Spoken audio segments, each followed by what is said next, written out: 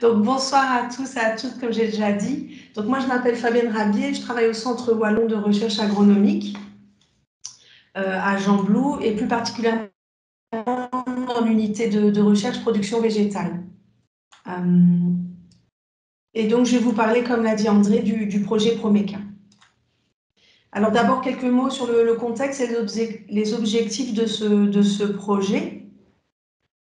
Alors, au niveau du contexte, d'abord, il faut rappeler que le désherbage est vraiment un élément clé pour les productions agricoles et notamment pour la betterave, c'est vraiment un élément indispensable parce qu'on a voilà, une plante avec une croissance juvénile assez lente et avec ce qui rend la compétition des adventices assez importante, avec évidemment un réel impact qui peut s'opérer sur le rendement.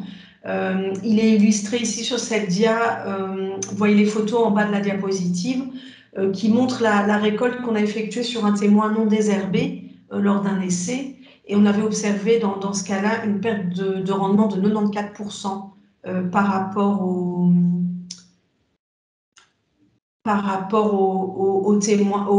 désherbage classique chimique. Alors évidemment, tout ça va avoir un coût sur évidemment le rattrapage, qu'il soit chimique ou manuel. Donc ça peut être des coûts extrêmement élevés. Et surtout, il faut penser au futur et au réensemencement qui est lié au fait que les adventices vont monter en graines. Alors un autre aspect important, c'est les phénomènes de résistance. Donc il y a beaucoup d'adventices qui sont résistants et dans le monde, on estime les nombres d'espèces résistantes à plus ou moins 200. Au niveau de la betterave, une adventice très présente dans nos champs et qui est fortement observée, assez résistante, c'est le kénopode. On a aussi des problèmes de résistance sur la roche étalée, également sur le mouron, le coquelicot notamment. Parallèlement à ça, il faut savoir qu'il n'y a pas, très peu ou pas de nouveaux modes d'action, c'est-à-dire qu'il y a plus de disparition de produits que d'apparition. Et quand des produits sont toujours autorisés, quelquefois on a des réductions de doses autorisées, donc ce qui ne facilite pas l'utilisation de ces produits et peut réduire aussi leur efficacité. Un autre point que vous connaissez a trait à l'impact des produits de protection des plantes sur l'environnement.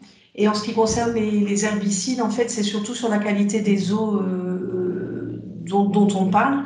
Si on regarde les points de contrôle, les sites de contrôle en région wallonne, on remarque que 2/3 des sites qui sont contrôlés régulièrement présentent des concentrations qu'on peut mesurer en produits de protection des plantes et que quand on regarde les matières actives qui sont retrouvées sont souvent des herbicides.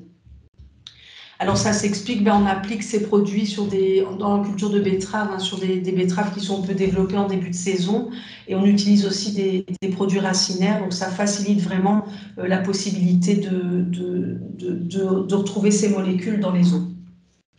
Il y a aussi évidemment un impact quand on manipule des produits de protection des plantes sur la santé de l'utilisateur.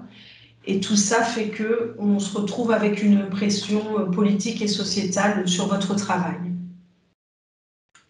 Alors, évidemment, la lutte contre les adventices, quand on voit tout ce contexte-là, il doit évoluer vers des solutions plus intégrées qu'on appelle Integrated Pest Management. Donc, c'est des solutions dans lesquelles on intègre les différentes méthodes de lutte. L'idée est de les combiner aussi bien dans la culture via l'utilisation de l'alternance de modes d'action des herbicides, c'est ce qu'on fait par exemple avec le système phare, mais aussi en intégrant de la lutte non chimique, donc on va en parler, le désherbage mécanique. Et puis, on peut aussi parler de solutions, agronomiques au niveau de la rotation, en alternant des cultures, en travaillant le sol à l'interculture, les couverts également.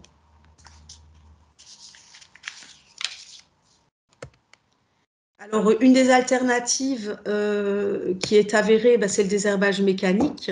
C'est une pratique reconnue et très ancienne, mais qui a bénéficié d'avancées plus récentes ces 10 dernières années, ce qui permet maintenant d'avoir des outils qui sont plus diversifiés, qui permettent de travailler sur le rang et l'inter-rang.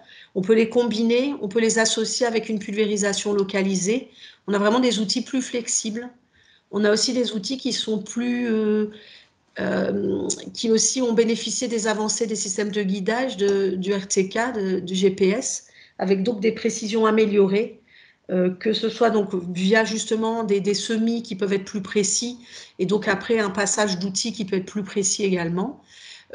Et alors aussi des systèmes de guidage et des capteurs sur les machines qui permettent aussi d'avoir un travail plus précis tout en assurant un confort de l'utilisateur amélioré.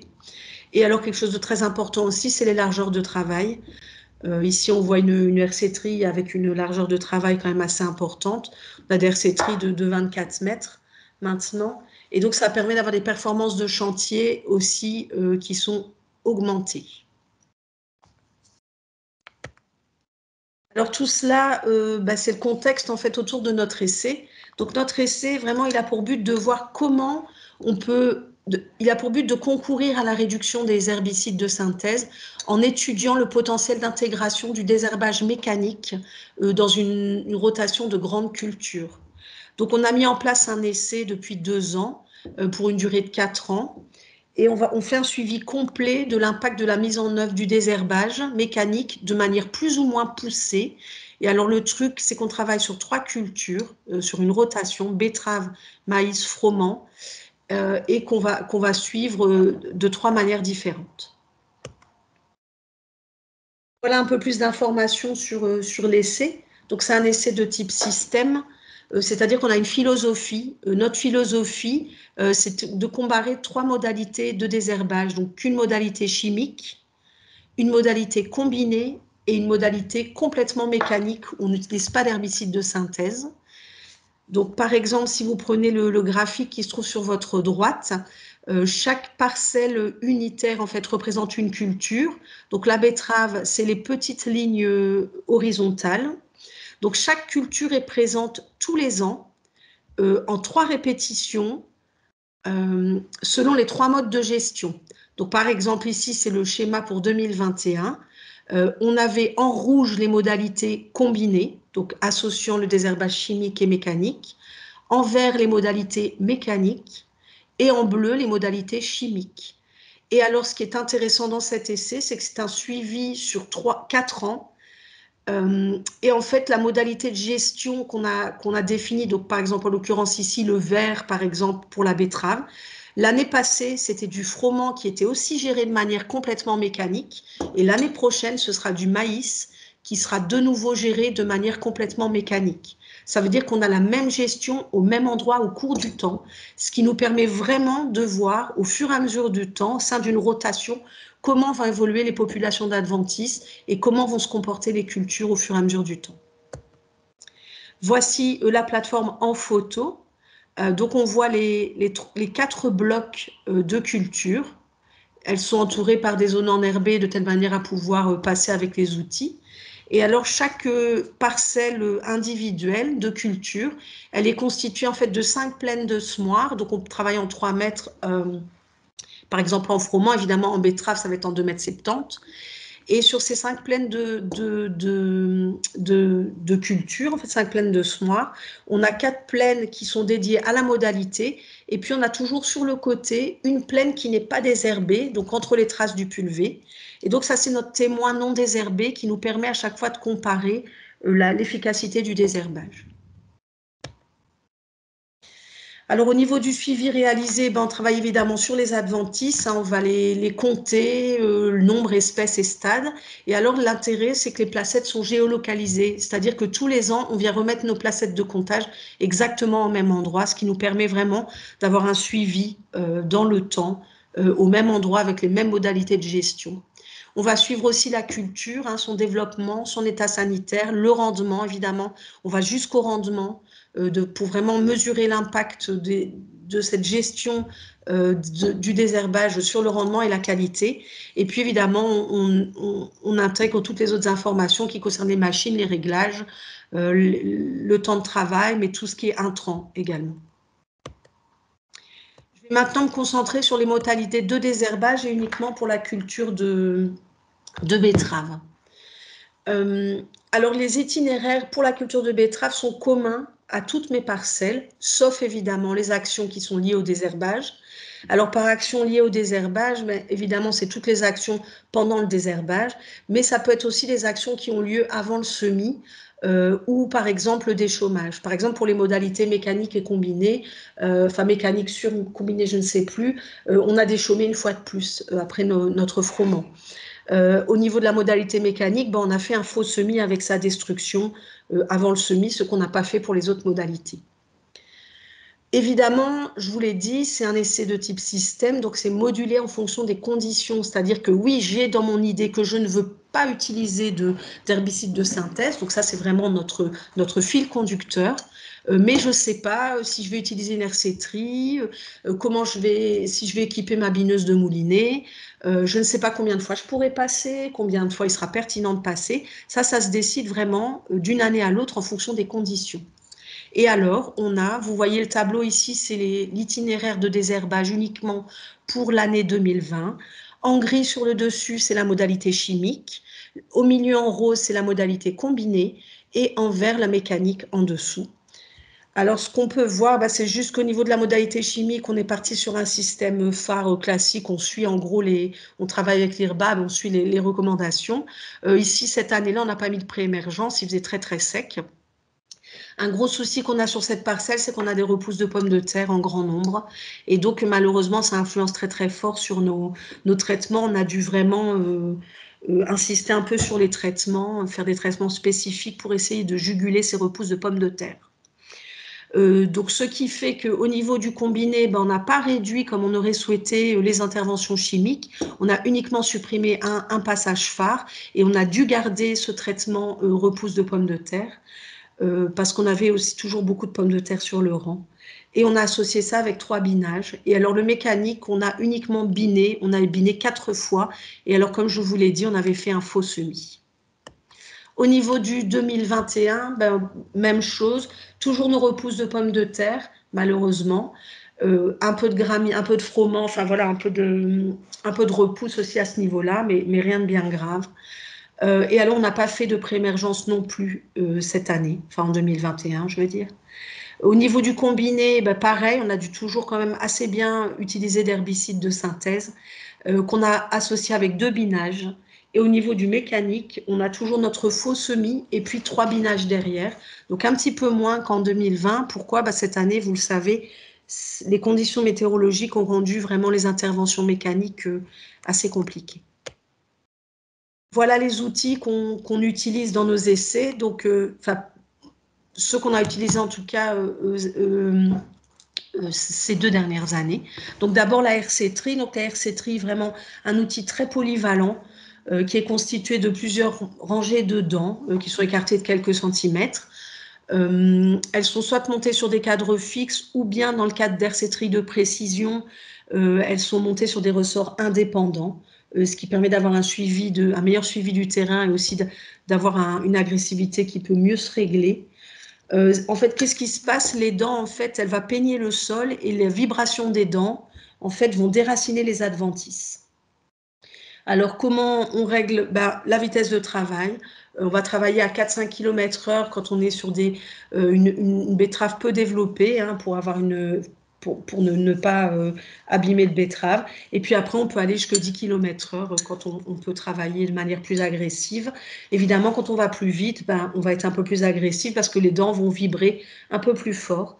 L'inclinaison des dents aussi peut se régler. Plus elles sont verticales, plus elles sont agressives. Et la profondeur du travail aussi qui peut être réglée. On ne va pas aller en deçà de 3 cm parce qu'alors sinon on peut provoquer la remontée de graines et des nouvelles levées d'adventices. Alors sur un sol d'un peu gras, sur un sol gras battant, alors les dents vont glisser, il n'y aura aucun effet, on va juste avoir des petits sillons qui vont se marquer. Quand il y a trop de mottes, c'est embêtant parce que les mottes peuvent recouvrir la culture. Et aussi quand il y a des débris, on peut ratisser les débris. En bas à droite, vous avez la photo d'une RC-Tri rotative. Donc on est sur le même genre, enfin un outil un peu comparable au niveau de son travail, enfin à part moins d'effet de vibration, mais ce sont des dents qui sont montées sur des disques. Alors au niveau de l'efficacité, la RC-Tri, c'est un outil qui est efficace surtout sur des adventices peu développés, filaments, cotylédons. Au-delà de 2 feuilles, franchement, l'efficacité est extrêmement réduite. Voilà. Et alors, c'est un outil qu'on passe sur toute culture. Il est vraiment utilisé, très polyvalent. On le passe même en prélevé. Mais alors évidemment, au stade cotylédon jusque 2 feuilles, c'est un peu plus délicat de le passer sur la culture. Là, on a un problème de sélectivité. Ensuite, la bineuse. Donc une bineuse, c'est quoi? C'est plusieurs éléments bineurs, comme vous voyez la photo en bas à gauche, qui sont indépendants et qui sont montés sur une poutre. Et sur ces éléments bineurs, pardon, on l'équipe avec des pièces travaillantes, la plupart du temps des socs. Et donc elle va travailler sur l'interrang. Voilà. Et donc nous, par exemple, le montage qu'on fait pour nos betteraves, on met des lames le lièvre de part et d'autre. Et puis au centre, on met un cœur d'une vingtaine de centimètres, un soc, pardon, pas de doigts, de plus ou moins 20 centimètres. Les socs, ils vont déchausser, couper les adventices. Et alors, il y a aussi un effet butage hein, sur des socs comme ça. Qui ne sont pas droits, mais des socs de type pas de doigt ou cœur, on a un effet butage sur le rang, un léger effet butage. Alors la vitesse de travail, donc là ça va étouffer les jeunes adventistes, hein, l'effet butage. La vitesse de travail, bah, pareil, quand on est sur qu'on voit à peine le rang, voilà, il faut faire attention et qu'on ne veut pas trop buter justement ce rang, bah, on va travailler assez lentement, on va travailler à 4-5 km/h. Et puis, plus la culture se développe, plus on pourra travailler rapidement. Nous, on va jusque 6-7 km/h, mais il y a parce que notre bineuse n'est pas suffisamment de précision. Maintenant, on a déjà vu des bineuses travailler à plus de 10 km/h. Au niveau de la profondeur de travail, un travail trop profond n'est pas souhaité par rapport à la remontée des graines et la couverture du rang.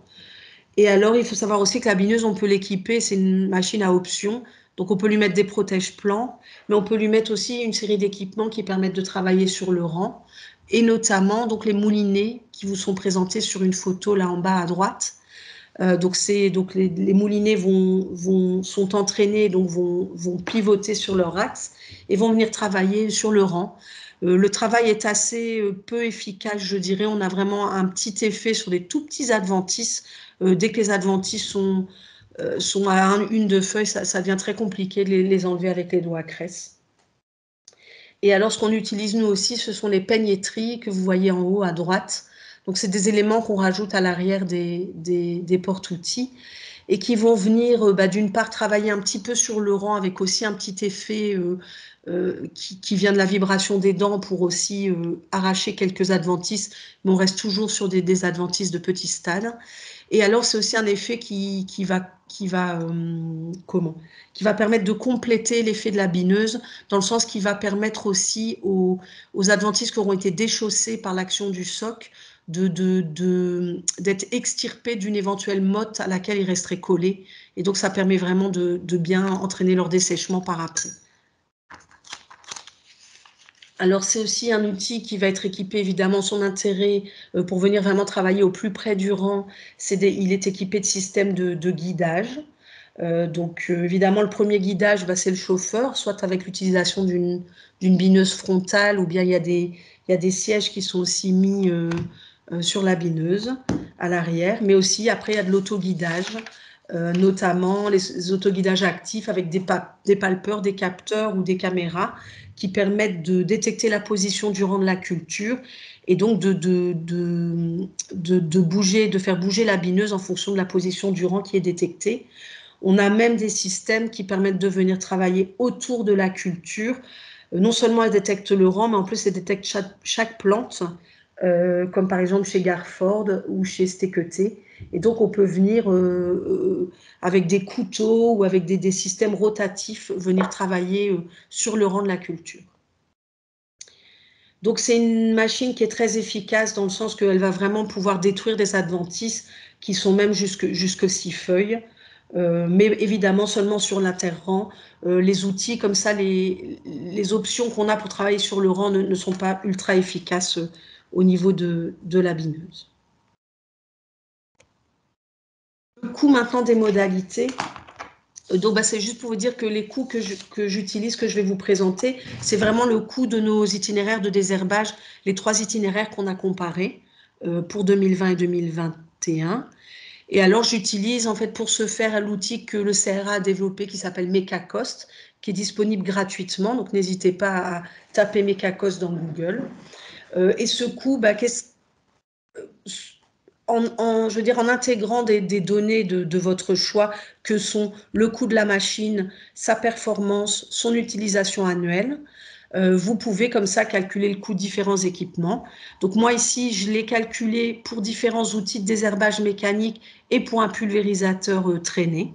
Et donc par exemple pour notre bineuse avec caméra, j'arrive à un coût de 51 € de l'hectare. Alors ce qui est intéressant, c'est que vous pouvez voir dans ce coût, on a une partie en bleu qui est liée au coût de la machine, en orange, le coût de la traction, le carburant, le tracteur, et en bleu, le coût de la main-d'œuvre, en fait, le coût du chauffeur. J'ai utilisé ces coûts modélisés pour calculer les coûts de nos modalités de désherbage que je vous présente ici. Donc, toujours le même code couleur. Vous avez un tableau avec nos 3 modalités de désherbage chimique, combiné, puis mécanique. Première colonne, ce sont les coûts pour l'itinéraire de 2020. Et la deuxième colonne, c'est pour le coût de l'itinéraire de 2021. Là, je ne parle que du désherbage, inclus aussi le faux semis quand il y en a eu un.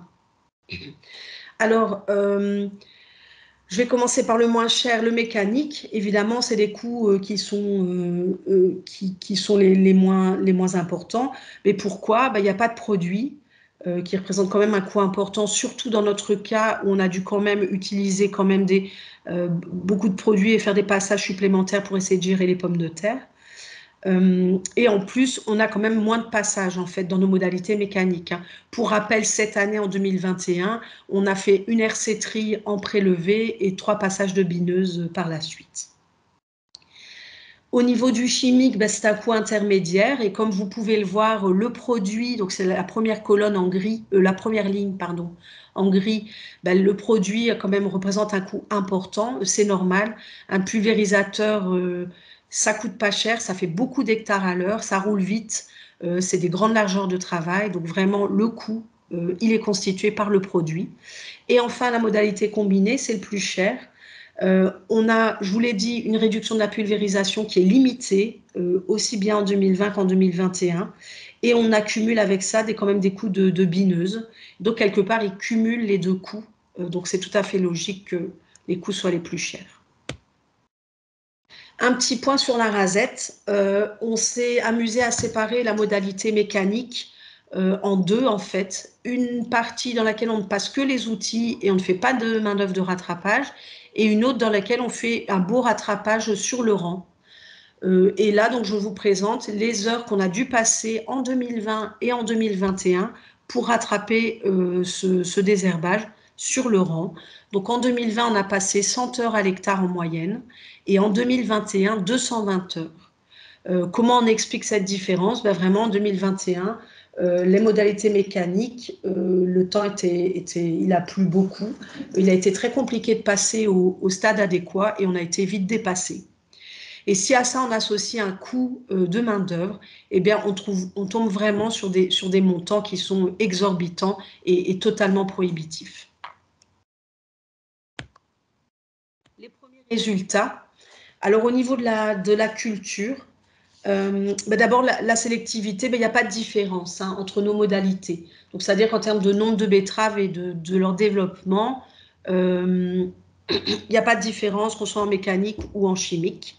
Je rappelle quand même que nous semons en RTK.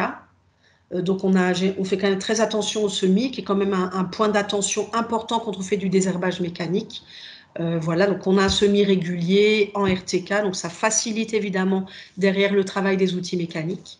On prend bien le temps de régler les machines, on a des zones de réglage pour ce faire et on est des utilisateurs prudents en termes de vitesse. C'est-à-dire qu'on adapte vraiment la vitesse. On respecte aussi très bien les stades de passage de la culture, de manière à vraiment pas faire de dégâts. Et alors aussi, je tenais à vous dire qu'il y a quand même des effets temporaires qu'on peut voir à l'œil nu, mais qu'on ne peut pas quantifier dans le temps. Donc, c'est-à-dire qu'évidemment, vous le savez, quand on bine dans des conditions sèches, ben voilà, un binage égale 1 ou 2 arrosages. On voit vraiment les betteraves après qui se portent mieux, hein, qui se portent mieux.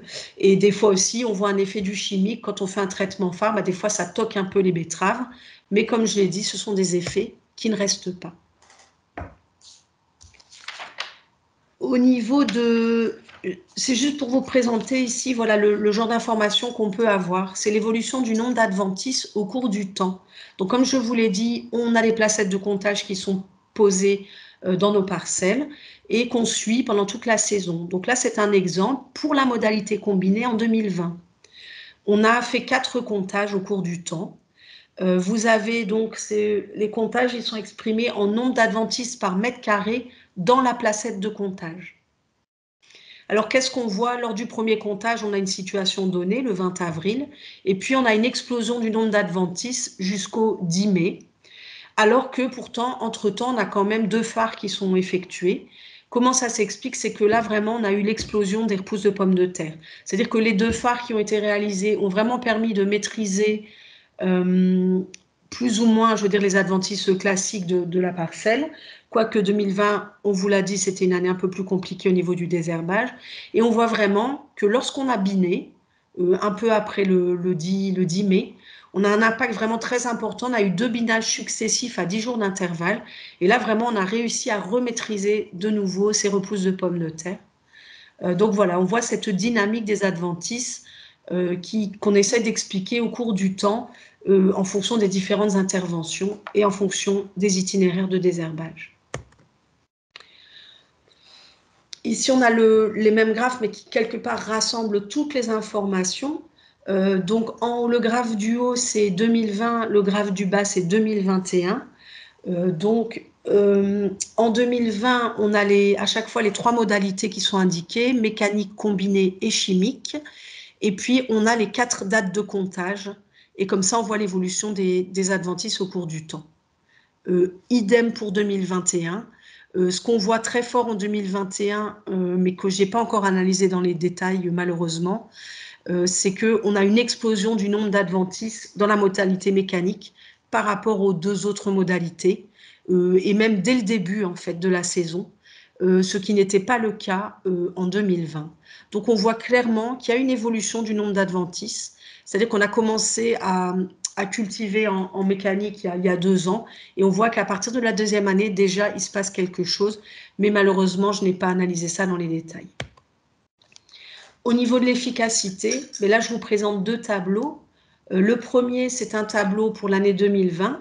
Le second, c'est pour l'année 2022.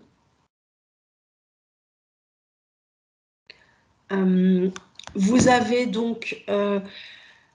ce qui est indiqué, c'est le nombre d'adventices par mètre carré à une date donnée, toujours dans les placettes de comptage.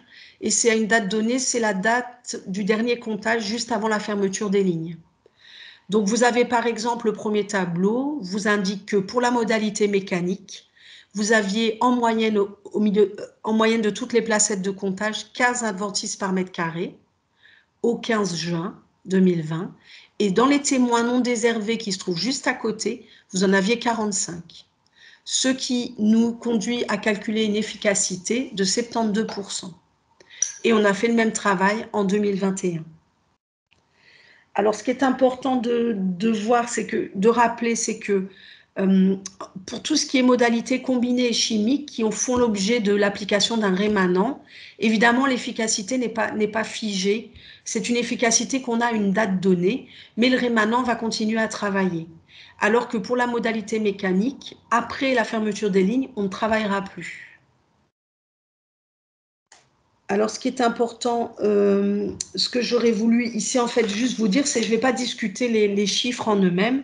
C'est juste de remarquer que la modalité combinée, que ce soit en 2020 ou en 2021, elle montre une efficacité relativement bonne.